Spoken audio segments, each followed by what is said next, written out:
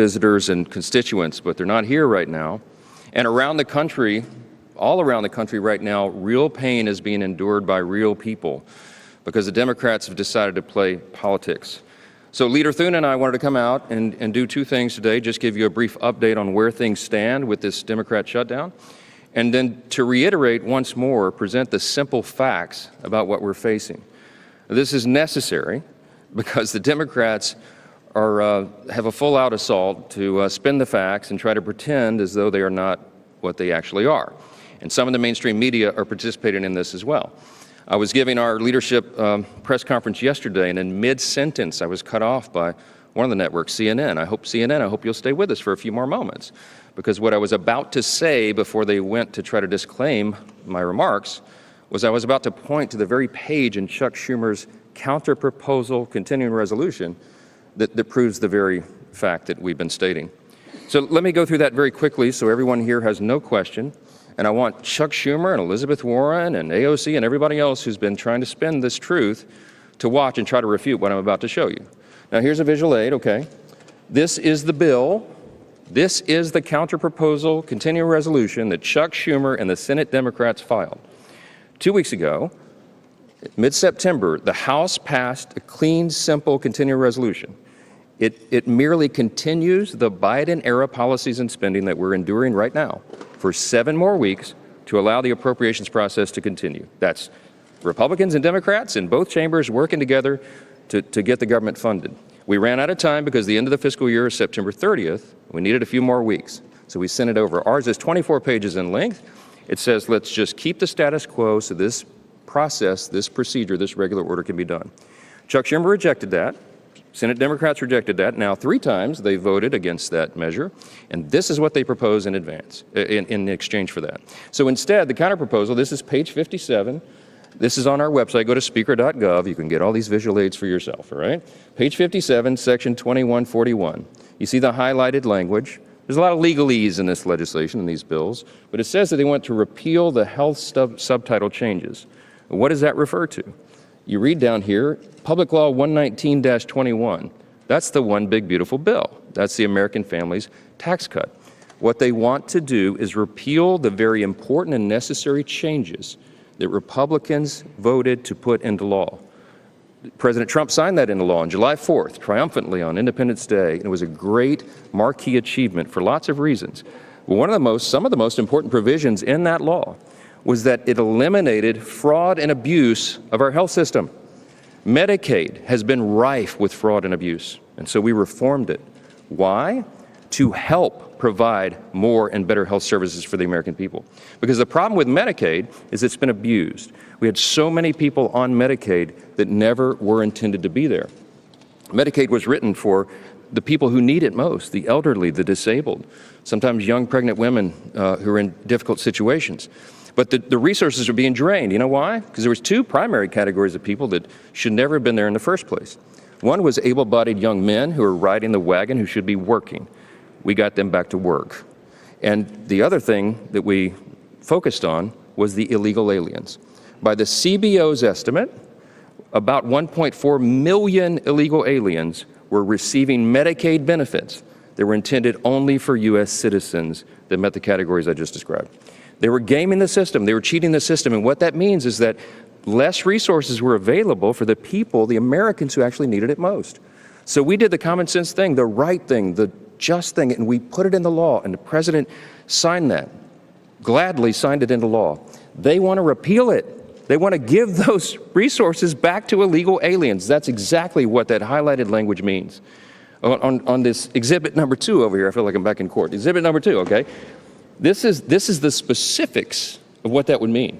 When we say they want to give $200 billion back to illegal aliens, these are the specifics. If you read the legalese here in the language in the bill on page 57 and what follows, that's what it's talking about. These are all the various provisions in the chart over here. Those are listed in millions.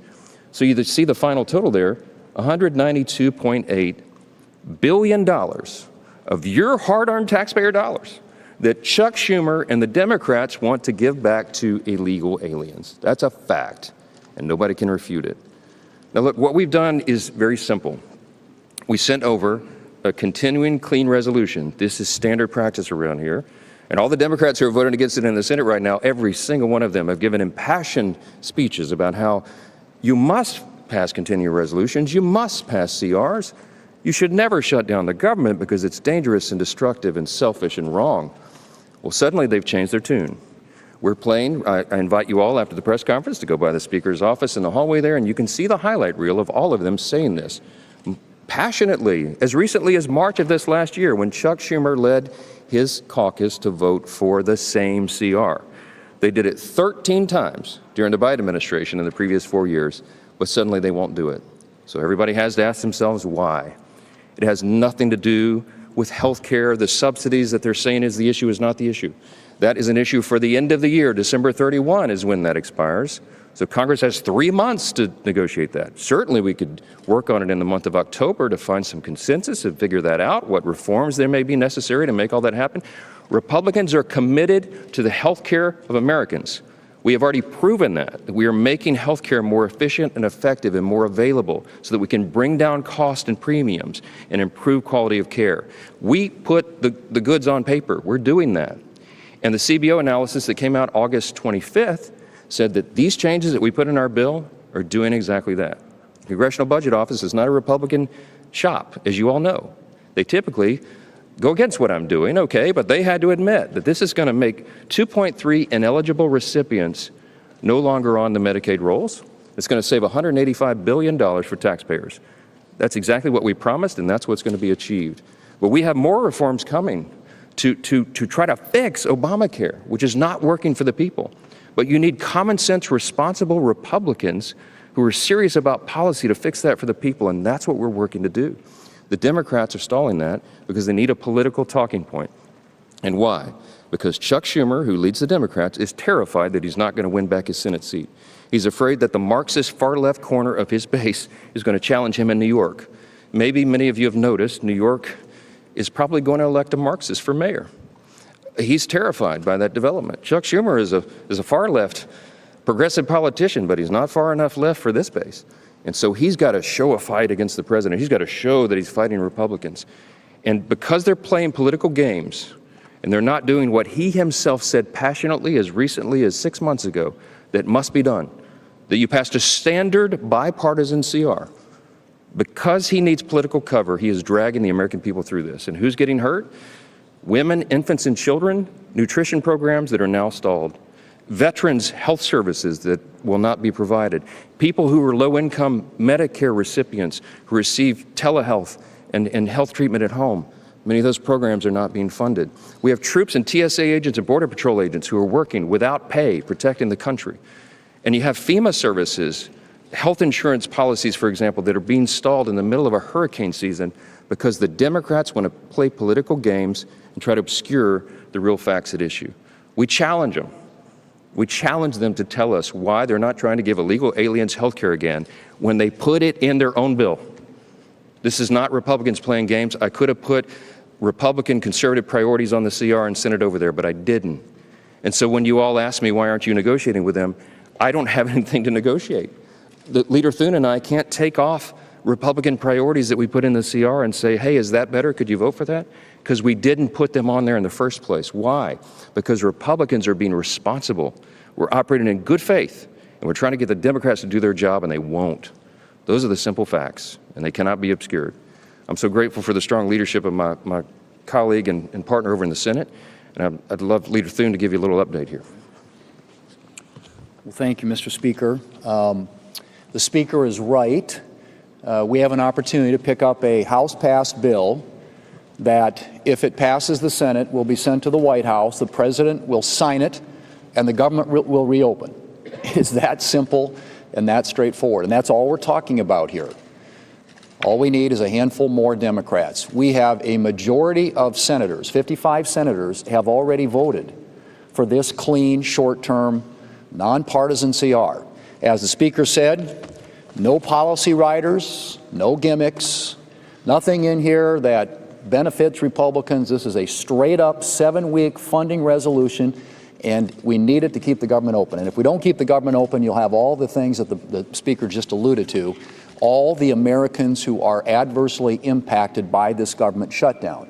Now, this is something, as you all know, as recently as the last administration, during the Biden administration, when the Democrats had the majority here in the United States Senate, the Democrats on 13 different occasions voted for this, a short-term continuing resolution.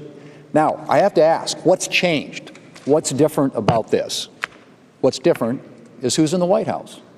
That's what it's about. It's all about President Trump and the Democrats needing to pick a fight to satisfy their far-left political base, far-left activist organizations who are the tail wagging the dog right now. That's all this is about. And you have a Democrat leader from New York in the Senate, a Democrat leader in the House from New York, and you have a mayoral race in New York, you've got AOC, you've got all these people that are bringing pressure to bear on what should be a routine, simple, straightforward proposition, and that is a short-term continuing resolution to keep the government funded, which is sitting right now. This is sitting at the Senate desk. We will have a vote another hour or two, and it'll be the fourth time that Democrats will have an opportunity to vote to keep the government open. Now, at some point, reason, good sense, common sense has to take effect here, because that's really what this is. They brought to us, and the Speaker alluded to all the impacts on illegals and free health care programs in this country, a bill loaded with $1.5 trillion in new spending, which includes all these provisions. And they want to load that onto a 7-week continuing resolution to fund the government. Now, what's happening right now when the government is shut down, all the things that we could be doing, the defense authorization bill, which benefits every congressional district, every state across this country, is languishing right now because we are shut down. The other appropriations bills, we have people in the Senate, both Republicans and Democrats, and frankly, Democrats, I think especially, because they haven't had a chance to be heard in the appropriations process for a really long time. Because when Chuck Schumer ran the Senate, we didn't do appropriations bills. We didn't put them on the floor. They marked them up in committee, and then they died. And then he wrote it behind closed doors in his office. That's the difference. We are opening this process up, and one of the things that's not getting done while the government is shut down is an appropriations process that allows us to fund the government the old-fashioned way in the light of day. We aren't working on permitting reform, which should be a bipartisan priority. We aren't working on a farm bill. We got a lot of farm policy this summer in the Working Families Tax Cuts bill, but there's more to do there. Those should be bipartisan things that we could be working together on, along with appropriations. All those things aren't getting done right now because Senate Democrats have chosen to shut the government down. They have an opportunity, a fourth time today, to vote to open up the government and to allow us to do the rest of the work that the American people expects us to do. They have taken hostage the federal government and, by extension, the American people, who are the only losers in this. Everybody's talking about who wins and who loses and who gets the blame. That's not what this is about. This is about what's doing in the best interest of the American people. And what's in the best interest of the American people is keeping the government open and operating so it can continue to work on their behalf. A few questions? Yeah, right here. Are you at all concerned that this decision by the administration to block some of these infrastructure projects, to take some of these blue states and target them, that could backfire on the momentum you guys have to try and break the stalemate and open up the government? So the question is about the executive and the White House and what they're doing in this situation. Everybody needs to understand how this works. When Congress decides to turn off the lights, to shut the government down, it shifts the authority to the executive branch. That's how the process works. The person who to put the White House in that situation is Chuck Schumer, who leads the Democrats, the 44 who keep voting to keep the government from opening up. They're voting to shut it down. So what happens in that situation? Whoever is the president, whoever is sitting in the White House, and their staffs at the Office of Management and Budget are given an unenviable task. It's a regretful situation. They have to then determine, since the spigots have been effectively turned off and there's no more money coming in, they have to then prioritize, triage effectively, federal spending. They have to look at all of that and say, you know, which things are deemed essential and which are non-essential, which priorities, policies, and personnel must be kept to keep the government operating, and which are less of a priority. So whomever is sitting in the White House gets to then apply their lenses of review. We happen to have a Republican, a conservative administration. We're very grateful for that. We're limited government conservatives. We think the government's too big. We think the federal government is too big. It does too many things, and it does almost nothing well. And so it serves the taxpayers to send less of their hard-earned money to Washington and keep more in their pockets. That's what we're advancing through the One Big Beautiful Bill and all the legislative priorities that we achieve. But see, sometimes Democrats, not sometimes, all the time, Democrats don't agree with that because they love big government. I mean, listen to them. They want the government to control every aspect of your lives, and they need all of your hard-earned dollars to do that. In fact, they'd like to take them all. That's what the socialists are arguing for. That's what the Marxists believe. We believe the opposite. So here's this situation.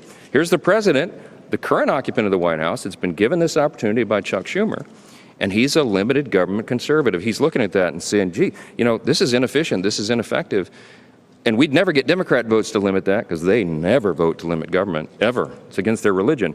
But he has that opportunity now to say, this is a program that would serve the American people if it were not funded, because government would be more efficient and effective, and that serves everyone. So they're going to make those decisions. Now, are they taking great pleasure in that? No. Is he trolling the Democrats? Yes. I mean, yes, because that's what President Trump does, and people are having fun with this. But at the end of the day, the decisions are tough ones. And I've met with him. I talked yesterday at length with Russ Vought, who's the director of the Office of Management and Budget. Russ takes no pleasure in this. Russ wants to see a smaller, more efficient, more lean, effective federal government as we do, but he doesn't want people to lose jobs. He doesn't want to do that, but he has, that's his responsibility. So he's very carefully, methodically, very deliberately looking through that to see which decisions can be made in the best interest of the American people. That's his obligation, and that's his real desire. The president takes no pleasure in this, but if Chuck Schumer is going to give Donald Trump the opportunity to determine what the priorities are, he's going to exercise that opportunity, and that's where we are. Chad. Square something for me here. How can you say that they take no pleasure in this, and then the next minute say, oh, they're just having fun and trolling people? This is a government shutdown. On one hand, you say this is very serious, that people's jobs are on the line. On the other hand, you say, oh, this is just fun and games, and they're trolling. So the effects are very serious on real people, real Americans.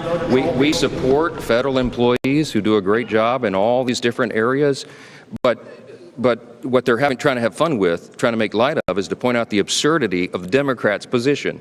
And they're using memes and all the tools of social media to do that. Some people find that entertaining, but at the end of the day, the decisions are hard ones, and I'm telling you, they're not taking any pleasure in that. Yes, Jake. The Democrats are saying they would like you and the leader to put in writing that you want, how you'll handle the Obamacare stuff. So Jake is asking the Democrats' latest demand. Apparently, I haven't heard that, but they want us to put in writing how some of these unresolved questions will be resolved. Here's the problem: some of the issues that they're bringing to the table and they're demanding immediate, easy answers for are not easy answers, and they take a long time to deliberate. That is the process. This is a deliberative body and a very large one. We got 435 over there and 100 over here. We can't snap our fingers and he and I and two other leaders in a room go, oh, well, this is the resolution. That's not how it works. So what we're trying to do to buy the extra time to get to November 21st is to give both chambers and this whole body 7 more weeks to figure that out. So it's not an easy solution. They know that very well. They know it as well as we do. But they're using that as a red herring because they want to drag this along so they can get political points. Yes?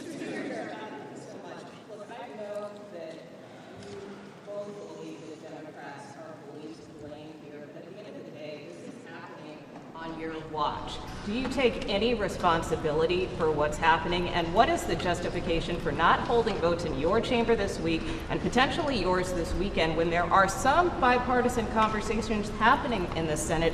Why not just stay here and work this out? I'll give you my quick answer. I'll yield to the leader, but my quick answer is very simple. The House did its job. The House sent a bipartisan, very simple, very conventional 24-page continuous resolution to keep the lights on. And we sent it over, we passed it, and it's been rejected by the Senate. So the House will come back into session and do its work as soon as Chuck Schumer allows us to reopen the government. That's plain and simple. Right. Well, and as I mentioned, all the things we aren't doing, right? So we're in a shutdown posture here because of Senate Democrats. There is united support, House Republicans, Senate Republicans, a few Senate Democrats, the President of the United States in support of keeping or opening the government back up. And right now it's being blocked by the Senate Democrats. And all it takes, as you point out, is a handful more. We get 4 or 5 more votes and we can actually pass this thing. And there are discussions going on with our colleagues on both sides of the aisle. But at some point they have to take yes for an answer. I mean, the things that people want, and I don't disagree with this at all, is a normal appropriations process, putting bills on the floor, getting conference passed bills on the floor of the House and Senate so we can actually fund the government the old-fashioned way. And I'm all for that, and we've made that very clear to them. We can't make commitments or promises on the COVID subsidies because that's not something that we can guarantee that there are the votes there to do. But what I've said is I'm open to having conversations with our Democrat colleagues about how to address that issue. And I think that but that can't happen while the government is shut down. I mean, we've got to open up the government. And with respect to our schedule, like I said, I don't know how many times you're going to give them a chance to vote no. And hopefully over the weekend, they'll have a chance to think about it. And maybe some of these conversations start to result in something to where we can start moving some votes and actually get this thing passed. But there's nothing to be gained at this point by negotiating something that there's nothing to negotiate. I mean, I think that's essentially where we are. This is again, a straightforward, simple solution to keep the government open. And then all these other issues that we're talking about, we're happy to sit down and have conversations. The president said that this is an unprecedented opportunity to make cuts to programs. Do you see that as an unprecedented opportunity? And is that helpful toward these bipartisan negotiations? You mentioned you only need a handful more Democrats. Well, I mean, as the Speaker pointed out, when you're in a shutdown situation, you have to manage the government. And any administration is going to make decisions based on their priorities. Figure out where to move money from here to here, this agency, this department, these employees. That's the situation the Democrats have put the administration in. Now, to your point, I mean, I think they're going to make decisions that are consistent with their priorities. And yes, they're going to have a different political view of the world than the Democrats might have, but that's what the Democrats have wrought by doing this. They are allowing the administration to do the very thing that back in March they said they didn't want to give them the authority to do, and that's to make decisions just like that. But that's what's going to happen. And again, why I'm at a loss to explain the strategy behind this, other than it generates contributions and activist energy support from the far left of the Democrat Party. If you're a Republican or a Democrat here in the Senate or in the House for that matter, who actually wants to get results and get things done, you're losing that opportunity by keeping the government shut down, and you're also handing the administration an opportunity to do things that probably in most cases you're not going to agree with. Last question. Speaker. Is out with a new poll that shows overwhelming support, including among Republicans, to extend the Obamacare subsidies. I know you both said you want to reform them. So do you commit to doing something to address those subsidies so that insurance premiums don't spike for Americans? Republicans commit to continue the work that we've already been doing and demonstrating to bring down costs and improve quality of care. We are committed to that, and we will do whatever is necessary to make it happen. This is one of many issues that have to be deliberated and discussed through our process. What we're asking the Democrats to do, I'll close as we began, please open the government so we can do that work, so that all the members of both chambers can be here to do the work, to legislate and to deliberate. They've stopped our ability to do that with these political antics, and we hope it ends. Thank you all for being here. Shut down people or furlough